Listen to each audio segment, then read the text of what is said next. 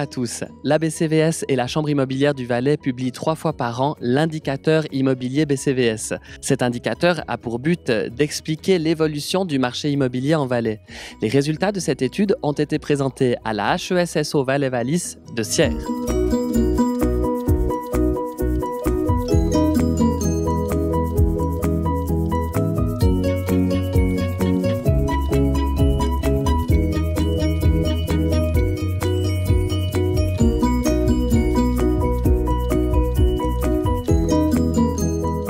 Monsieur Scogna-Milio, bonsoir. Bonsoir. Merci d'être avec nous. Votre conférence était remarquable, on peut le dire. Vous êtes même capable de faire rire en parlant d'immobilier. Félicitations. Merci, c'est un plaisir pour moi pour venir au Valais. J'aime bien le Valais, j'aime les personnes. Et on peut quand même sourire un peu, même si on a des chiffres un peu sérieux. Effectivement, des chiffres sérieux, on le sait, les gens ont un peu peur. Aujourd'hui, quand on parle d'immobilier, on ne comprend pas très bien ce qui se passe. Beaucoup de construction, beaucoup de logements vacants. Vous voulez plutôt rassurant.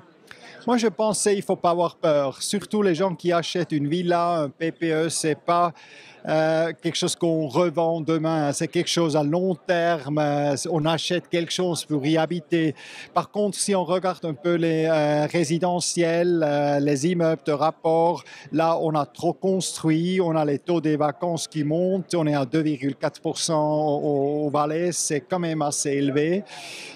Mais il y a des régions, comme par exemple Sion, on n'est pas si élevé. De l'autre côté, on a Sierre, où on a 3,5% des taux de vacances. Donc, pour le PPE, pour les villas, ce n'est pas si négatif, mais pour les taux de vacances, ça, il faut dire, ils sont élevés et ils vont croître. Du coup, évidemment, les prix baissent très légèrement. Ils ont stagné, ils baissent. On est très loin de la flambée qu'on a connue ces dernières années. Que dire aux jeunes qui aimeraient accéder à la propriété ? Il faut dire aux jeunes que c'est positif que ça baisse parce que pour l'instant, c'est simplement trop cher. Si on regarde un jeune, il doit avoir un crédit de 1 million pour acheter quelque chose et il devrait avoir un salaire de 150 000 à 200 000. C'est énorme. Et après, les coûts effectifs, ils sont très, très bas. Et c'est frustrant. Vous êtes jeune, vous n'avez pas l'argent, vous voulez acheter quelque chose. Après, on vous dit, il faut attendre que tu hérites. Mais moi, j'hérite à l'âge de 70. Donc là, j'ai plus besoin de l'argent. Donc, pour les jeunes, que les prix montent moins ou même baissent un peu, c'est quand même un message plutôt positif. Et justement, à ces jeunes, s'il y avait un conseil à donner lors de l'achat ou l'acquisition d'un bien, ce serait lequel ? Comment choisir son bien ? Moi, je dis d'abord on travaille, après on dort. C'est-à-dire, si j'ai un poste de travail à Sierre, par exemple, je cherche autour de Sierre 10 minutes, 20 minutes. Et si je trouve quelque chose, même si ça paraît un peu cher, mais c'était toujours cher, il faut l'acheter parce que c'est un investissement à long terme. Une villa, c'est comme quand on se marie, j'espère pas qu'on le fasse 10 fois. Donc, on le fait avec l'espoir que ça dure. Merci beaucoup. On reste confiant. Merci. Paul-André Roux, bonsoir. Bonsoir. Quelle est votre vision de ces résultats qui viennent de tomber ? Bon, ils sont tout à fait conformes aux attentes, c'est-à-dire qu'on sent quand même que le marché immobilier en Valais est préoccupant, notamment par le taux de vacances qui est largement au-dessus d'un taux de référence admissible. Donc je pense qu'aujourd'hui, le maître mot est prudence quand même. Monsieur Scogna-Milio, lui, se veut très rassurant. Ce n'est pas votre cas ?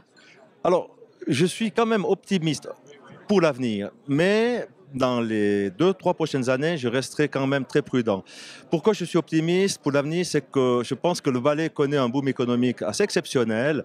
Il y a pas mal de grands projets économiques qui sont en train de se réaliser en Valais, ce qui va amener de la main-d'œuvre et on aura besoin de logements vides pour occuper toutes ces personnes. Donc, à moyen terme, je pense que c'est une bonne chose d'avoir des logements vides, mais pour les 2-3 prochaines années, j'ai quand même un peu de soucis. On entend souvent les gens dire enfin, on construit beaucoup d'immeubles, les caisses de pension les rachètent, les logements sont vides. Est-ce que cette construction va, selon vous, continuer ? Je pense qu'on va quand même lever le pied. Il semblerait qu'il y a beaucoup moins de demandes d'autorisation de construire qu'il y a 2-3 ans. Ce qu'on voit aujourd'hui, ce sont les autorisations de construire entrées en force, où les immeubles arrivent fin de réalisation ou sont en cours de réalisation. Donc je pense que dans la construction même, on aura quand même un certain frein prochainement. Parlons du nerf de la guerre également, les prix, les taux d'intérêt, votre vision là-dessus. Alors, il était évident que ce qui est très rassurant, c'est qu'on parle de taux d'intérêt qui vont rester stables encore pour quelques années, et ça c'est extrêmement rassurant. Fort heureusement, parce que comme l'a dit le professeur, le Suisse est certainement l'un des citoyens les plus endettés au monde au niveau hypothécaire, donc ce serait une catastrophe si on voit une augmentation, une flambée des taux d'intérêt. Et ces taux d'intérêt bas permettent aux gens qui ont une dette convenable eh bien, de vivre quand même des périodes plus difficiles. Une légère baisse des prix, l'accessibilité pour les jeunes à la propriété. Ah oui, alors les jeunes de toute façon ont des difficultés à accéder à la propriété parce que évidemment les normes bancaires sont devenues beaucoup plus dures. Si vous voulez acquérir un appartement ou une villa, il faut quand même avoir des revenus conséquents et bien, si vous n'avez pas ces revenus, la banque malheureusement, même si vous avez un peu de fonds propres, ben, vous fera pas d'hypothèque. Et est-ce qu'on peut espérer que cela change légèrement?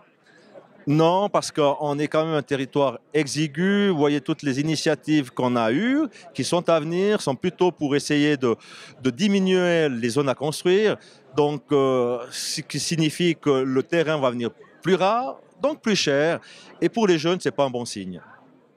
Paul-André Roux, merci beaucoup. Bonne suite à vous. Merci, bonne soirée, merci. Retrouvez toute l'actualité de la Banque cantonale du Valais sur notre site internet ainsi que sur les réseaux sociaux. À toutes et tous, merci de nous avoir suivis et à bientôt.